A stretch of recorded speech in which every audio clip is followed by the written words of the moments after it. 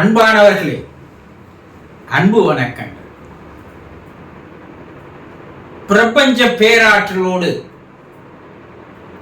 தொடர்பு கொள்வது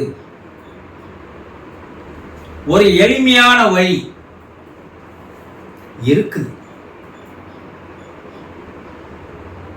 எல்லாம் வல்ல தெய்வீக சக்தின்னு சொல்றோம், பிரபஞ்ச பேராற்றல்னு சொல்றோம், மகாசக்தின்னு சொல்றோம், பல பெயரை வச்சு அழைக்கிறோம் இல்லையா? அதை நாம் தெய்வம்னு சொல்லலாம், கடவுள்னு சொல்லலாம், ஆண்டவன் சொல்லலாம், பரம்பொருள்னு சொல்லலாம், பரமபிதான்னு சொல்லலாம், பல பெயர் வைத்து அழைக்கலாம். அந்த பரம்பொருளோடு நாம் எப்படி தொடர்பு கொள்வது? நம்ம அப்படி கண்மூடி வணங்கிட்டா நம்ம கடவுளோடு தொடர்பு கொண்டோம் நினைச்சோம்னா நம்மள மாதிரி முட்டாள் வேற யாரும் கிடையாது. ஆனா அது பல பேருக்கு தெரியாது. போய் கண்ணை மூடிக்கின்னு ஏதோ ஒன்று மனதில் நினைத்து கொண்டு இருந்தால் அதோடு நாம் தொடர்பு கொண்டு விட முடியுமா? ஆனா முடியாது. அதற்கு என்று ஒரு அலைவரிசை இருக்கிறது. அந்த பரம்பொருளுக்குன்னு ஒரு அலைவரிசை இருக்கு. அந்த அலைவரிசையானது இந்த உலகம் முழுவதும், பிரபஞ்சம் முழுவதும் வியாபித்து இருக்கிறது, விரிந்து கிடக்கிறது சொல்லலாம். இப்ப உங்க கையில ஒரு செல்போன் இருக்குது, நீங்க வேறொருவரோட பேசணும். இப்ப அவருடைய நம்பர் உங்க செல்போன்ல நீங்க போட்டீங்கன்னா அவரோட உங்களால கனெக்ட் ஆக முடியும். இதை கனெக்ட் செய்வது எது? உங்களையும் அவரையும் பேச வைப்பது எது? ஒரு அலைவரிசை, ஒரு ஃப்ரீக்குவென்சி இல்லையா? அப்போ இறைவனோடு நீங்க தொடர்பு கொள்ளணும்னா அதுக்கு ஒரு அலைவரிசை, ஃப்ரீக்குவென்சி உங்களுக்கு தெரியணும்ல. அதுக்கு ஒரு நம்பர் இருக்கணும். அப்பதான் நீங்க அழுத்தி அந்த பிரபஞ்சத்தோடு அவங்களோட நீங்க கனெக்ட் ஆக முடியும்.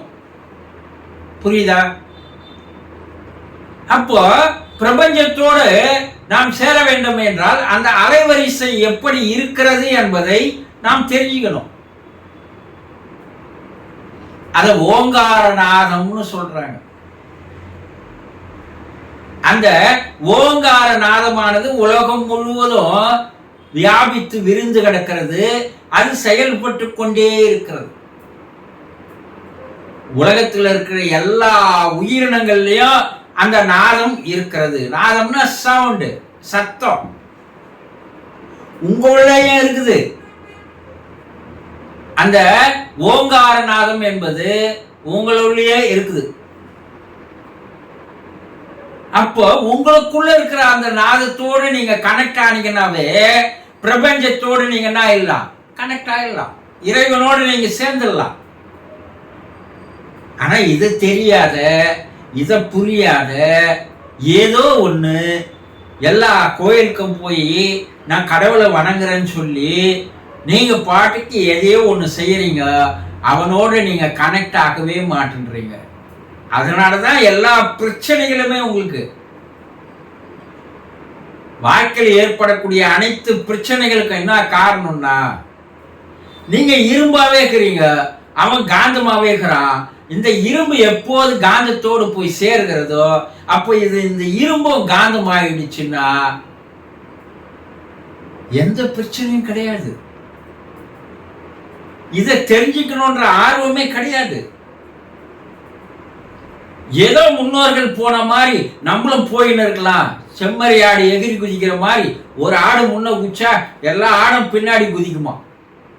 அது போல இப்படிதான் போய் நீ வணங்கி வருவதால்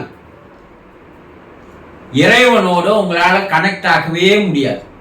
அதை முதல்ல தெளிவா தெரிஞ்சுக்கணும். சரி, அந்த பிரபஞ்சத்தோடு அந்த இறைவனோட கனெக்ட் ஆகிறதுக்கு, அந்த ஃப்ரீக்குவென்சியோடு சேர்றதுக்கு, அந்த அலைவரிசையோடு நாமும் சேர்வதற்கு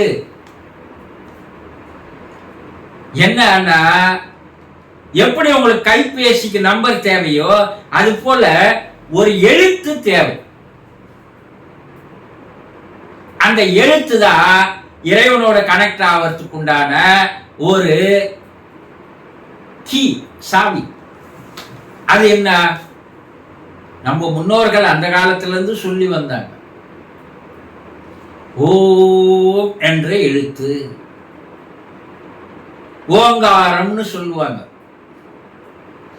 இந்த ஓங்கார எழுத்த, இந்த ஓங்காரத்தை நீங்க தனிமையான ஒரு இடத்துல உட்கார்ந்து கண்ணை மூடி அந்த மந்திரத்தை நீங்க சொல்லிக்கினே இருந்தீங்கன்னா,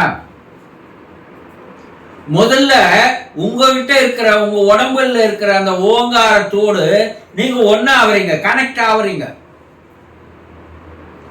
அது பிரபஞ்சத்தோட கனெக்ட் ஆகுது, இறைவனோட கனெக்ட் ஆகுது.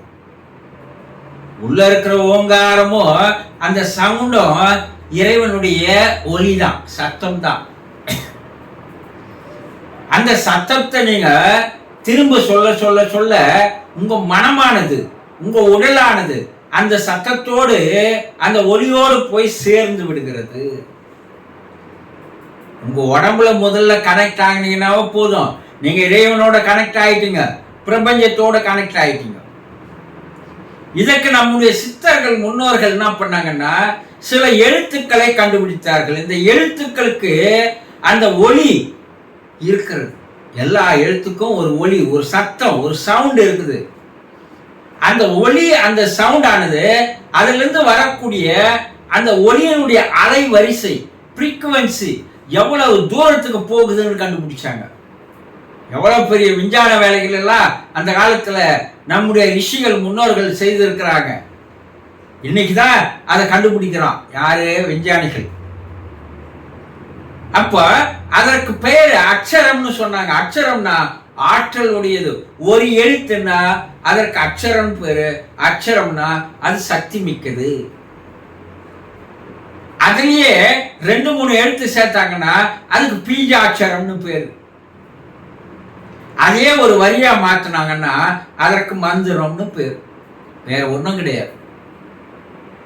இது ஏதோ மந்திரம்னா நம்ம ஏதோ சாமியாருங்க சொல்றது, இல்ல ஆன்மீகத்துல ரொம்ப முதிர்ச்சி பெற்றவங்க சொல்றது கிடையாது. அதை நீங்க இன்னும் சரியா புரிஞ்சிக்கல. உங்களுக்குள்ள சக்தி வேணும், உங்களுக்குள்ள ஆற்றல் வேணும். நீங்க இறைவனோடு கலக்கணும், இறைவனை தெரிஞ்சுக்கணும், இறைவனை புரிஞ்சுக்கணும், நீங்க இறைவனா மாறணும்.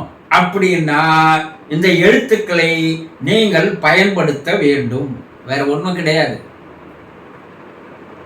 அதை இப்போ என்ன செய்யறாங்கன்னா, ஆமா எழுத்துக்களை வைத்து நாம் என்ன பண்ண முடியும்னா, அந்த எழுத்துக்களுக்கு சக்தி இருக்கிறது, அது ஆற்றல் இருக்கிறது.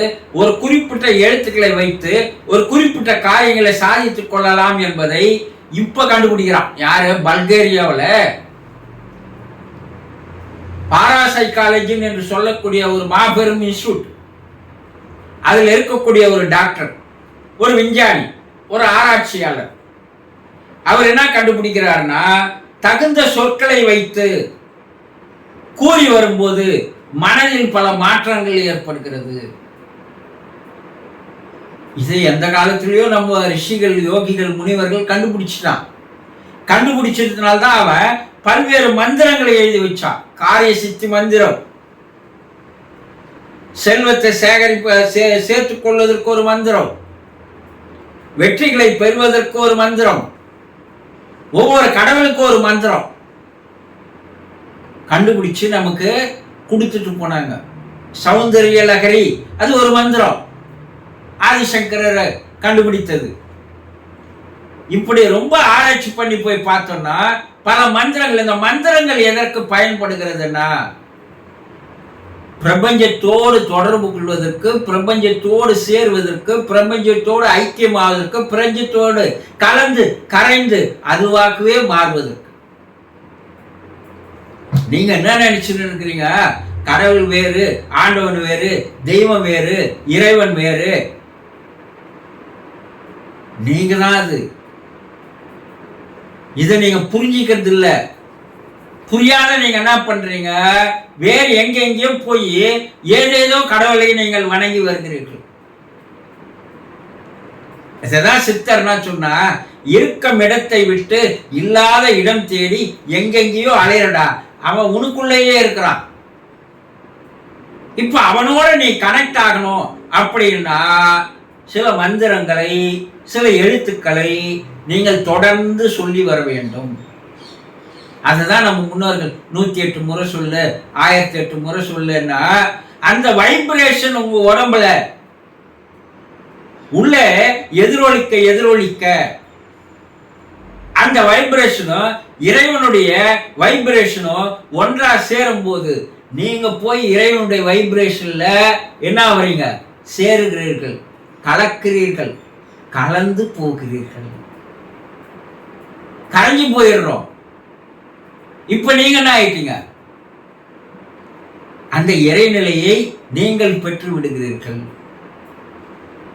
அப்ப இன்றைய விஞ்ஞானிகள் பல்வேறு நாடுகள்ல ஆராய்ச்சி பண்றான், பல மந்திரங்களை சொல்றான். அது மனதிற்குள் உடலுக்குள் மட்டும் மாற்றம் ஏற்படல, வெளிய பஞ்சபூதங்களிலும் அது பெரும் மாற்றத்தை தருகிறது என்பதை கண்டுபிடிச்சிருக்கிறான். நீங்க ஒரு குடம் நீர் வச்சு அது எதிரில் நீங்க மந்திரங்களை சொல்லி வரும்போது அந்த நீருக்குள் ஒரு சக்தி அதிகமாகிறது என்பதை கண்டுபிடிக்கிறார்கள். இப்ப கண்டுபிடிக்கிறான். ஆனா நம்ம முன்னோர்கள் கலசம், கலச நீர் என்று சொல்லுவார்கள். அது கும்பாபிஷேகம், இல்ல நல்ல காரியம், வீட்டுல திருமணம், இல்ல கிரக பிரவேசம், இதுல ஒரு கலசத்துல நீர் வைப்பான். மந்திரங்களை சொல்ல சொல்ல அந்த நீருக்கு ஒரு மகிமை வந்து விடுகிறது.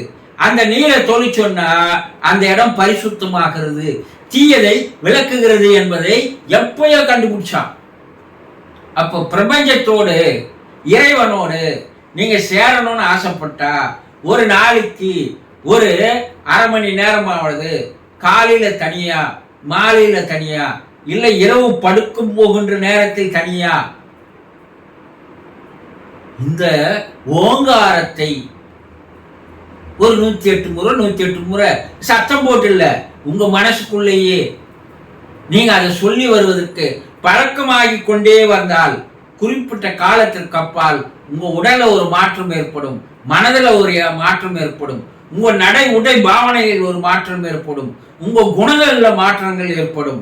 நீங்கள் உயர்நிலையை நோக்கி செல்ல ஆரம்பித்து விட்டீர்கள். அப்போ குறிப்பிட்ட காலத்திற்கு அப்பால் இறைவன் உங்களுக்குள்ளே நிறைந்து விடுகிறான். இதுதான் பிரபஞ்சத்தோடு இறைவனோடு நேரடியாக தொடர்பு கொள்வதற்கு மிக மிக மிக எளிமையான ஒரு வழி. இதையே செய்யாத நீ 1000 கோயில்களுக்கு போய் வந்தாலும் 1000 மொட்டை அடிச்சாலும் அதனால எந்த விதமான பயனும் இல்லை, பலனும் இல்லை. புரிந்து கொள்ளுங்கள். சந்தோஷம்.